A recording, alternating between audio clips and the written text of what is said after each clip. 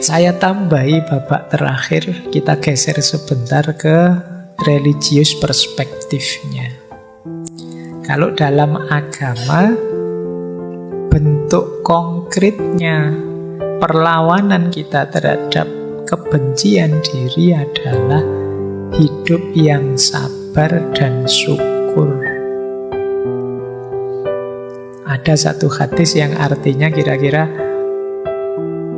seorang yang mukmin itu luar biasa hidupnya karena dia tidak bisa kalah. Kalau sedang enak dia bersyukur, kalau sedang sulit dia sabar.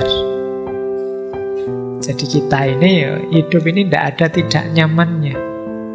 Selalu nyaman. Tapi kan kadang-kadang berat, Pak. Enggak. Kalau pas berat, sulit, ada senjata namanya sabar. Kalau pas enak, nyaman, ada senjata namanya syukur. Ada syukur, ada sabar, menang sudah. Itu dua senjata utama. Nah, itu saya bawakan dua ayat tentang syukur. Yo, nanti teman-teman boleh baca sendiri, ngecek sendiri saat tafsirnya ya. Bisa yang pertama dari surat Ibrahim ayat 7, yang kedua dari surat Luqman ayat 12. Kalau yang pertama, wa itta'adzana rabbukum la in syakartum la azidannakum wa la in kafartum inna adzabi lasyadid. Jadi Allah menyatakan jika engkau bersyukur pasti akan kutambah nikmatnya untukmu, dan bila engkau kufur ya sesungguhnya siksaku amat pedih. Jadi tambah syukur, tambah nikmat. Karena syukur sendiri itu aktivitas menerima dan menikmati apapun yang diberikan oleh Allah. Mesti ditambah, mesti bertambah. Karena enak 10, begitu kita syukuri enaknya jadi 20. Karena dalam aktivitas bersyukur kita sedang menerima dan menikmati. Kalau tidak bersyukur kita menolak. Tidak hanya menolak kenikmatan yang datang, tapi juga menolak yang memberi kenikmatan, yaitu Allah. Makanya yang belakang disebut azabku sangat pedih, karena kamu nolak aku yang memberi kenikmatan tadi. Nah ini kalau pakai logika agama. Jadi kalau kalian dapat rezeki 10 ya, kalau bersyukur rezekinya nambah. Apa-apa kalau disyukuri ya nambah. Nambahnya paling tidak dari sisi nikmatnya. Yang kedua, kalau ini nanti bisa dibaca sendiri ya. Kalau ini nasihatnya Luqman, saya ambil karena banyak rumor dalam dunia filsafat yang bilang bahwa Luqman ini representasinya Socrates. Ya, silakan dicari sendiri bukunya. Tapi di sini Luqman memang menyuruh untuk bersyukur. Barang siapa bersyukur, sebenarnya dia bersyukur pada dirinya sendiri. Fa'innama yashkuru li nafsih. Kalau kita tidak bersyukur, fa'innallaha ghaniyyun hamid. Allah tidak butuh kita. Allah itu maha kaya, maha terpuji.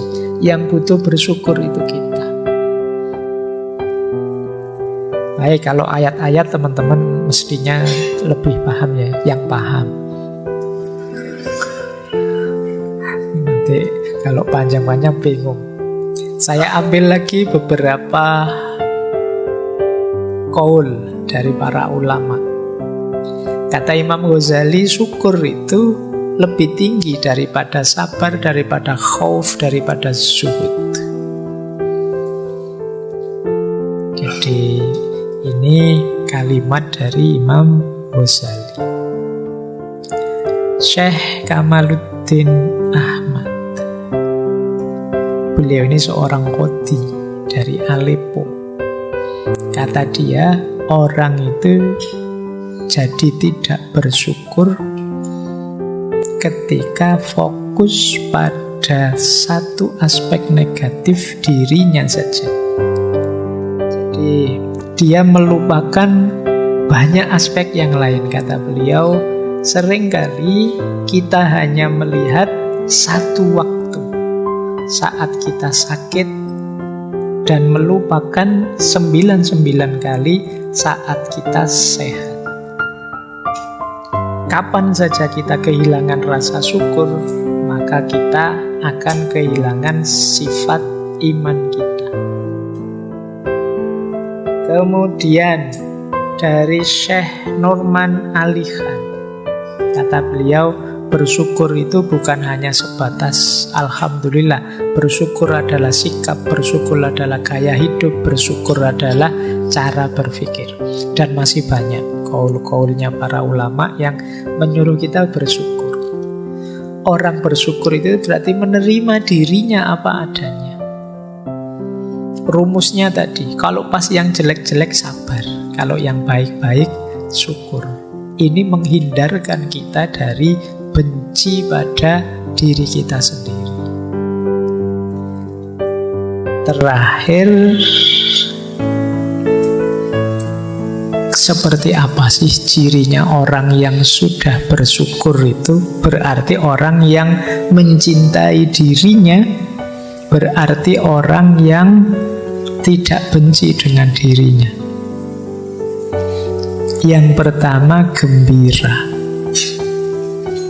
Kata Imam Hasan Al-Basri, kemana-mana orang ini senyum.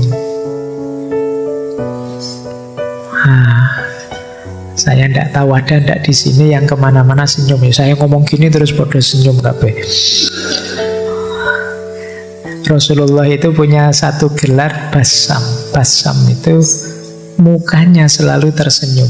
Mungkin beliau pas tidak senyum, tapi orang dekat beliau rasanya disenyumi terus. Ini menunjukkan jiwa yang bersyukur. Jadi dia gembira, hidupnya gembira. Yang kedua, menggembirakan. Tidak hanya gembira, tapi juga menggembirakan. Menggembirakan itu kehadiranmu tidak hanya bermanfaat untuk dirimu, tapi bermanfaat untuk yang di luar dirimu.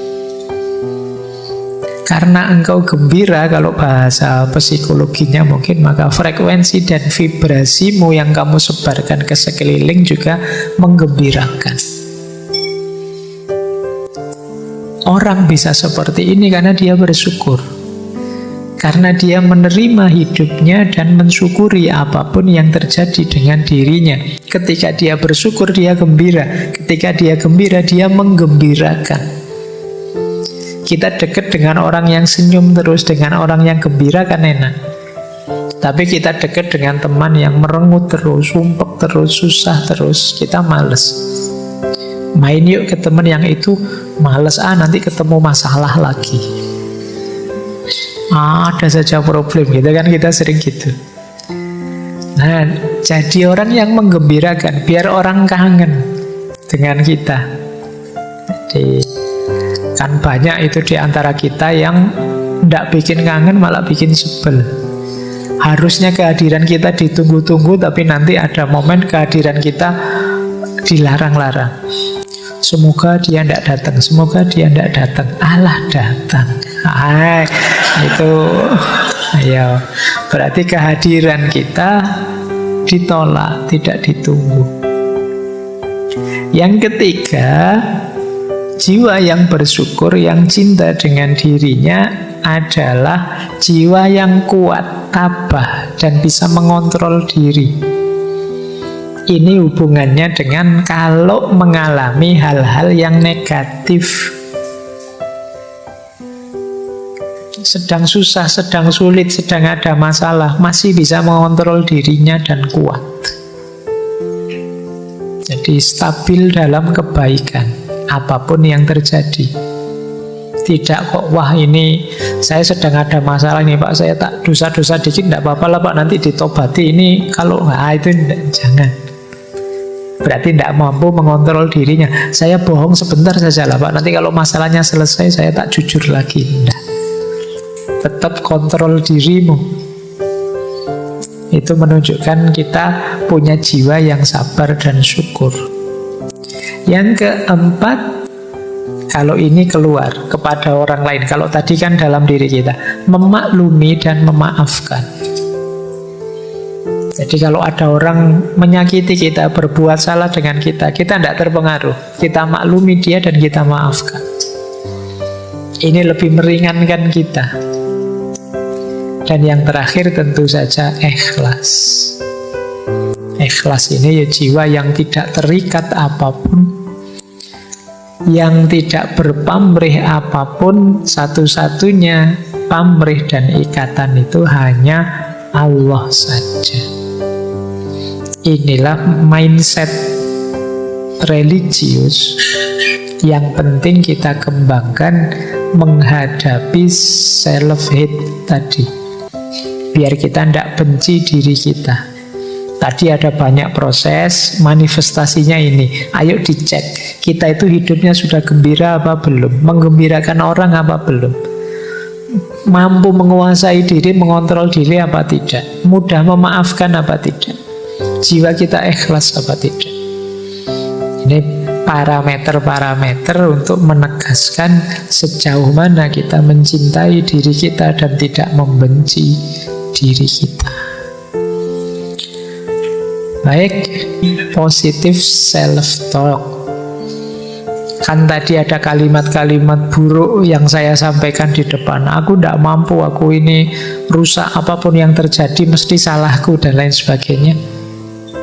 Ayo mengafirmasi diri ya dengan kalimat-kalimat ini. Ini kemarin kelihatannya waktu self-love juga saya sampaikan. Sering-sering bilang pada diri kita bahwa kehadiranku di muka bumi ini istimewa dan tidak sia-sia. Jangan menganggap aku tidak berarti, aku tidak bernilai. Semua ciptaannya Allah itu bermakna, bernilai. Makanya ada ayat yang menyatakan afa hasibtum annama khalaqnakum abasan. Apa engkau anggap kami menciptakan kalian itu main-main saja? Tidak, semua makhluk bernilai, apalagi manusia seperti kita. Maka sering-sering bilang aku ini berharga, tidak sia-sia diciptakan oleh Allah.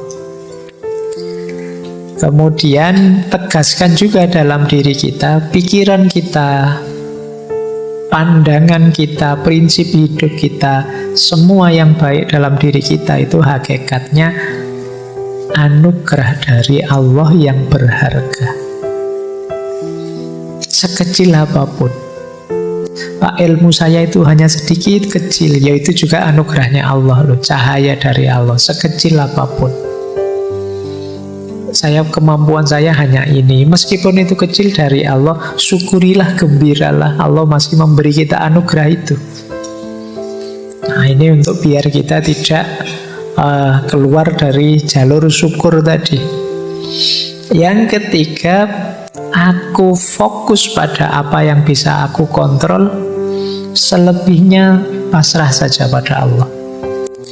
Kuatku ya hanya sholat yang wajib-wajib ini saja sementara. Sisanya pasrah pada Allah. Mohon ampun ya Allah, saya masih belum bisa sholat malam secara istiqomah. Yang istiqomah baru sholat wajib saja. Ini fokus pada yang bisa aku kontrol. Karena kalau sholat malam kan setelah tidur. Kalau sudah tidur saya sulit bangun ya Allah. Nah, kalau sulit bangun di luar kontrol kita. Jadi pokoknya dalam hal yang saya mampu, saya jalankan semaksimal mungkin. Itu saja. Sisanya pasrah sudah pada Allah, yang di luar kuasaku. Dan yang terakhir, nyatakan bahwa terima kasih ya Allah, semakin aku paham diriku, semakin aku kenal padamu. Betapa engkau maha besar. Baik, saya kira itu ya teman-teman. Untuk malam hari ini, semoga sedikit banyak mengurangi kebencian kita pada diri kita sendiri, menyadarkan kita bahwa kita adalah makhluknya Allah yang berharga. Nilai diri kita yang berharga jangan kita jatuhkan sendiri. Baik lewat perspektif negatif seperti self-hate tadi, juga lewat perilaku-perilaku negatif.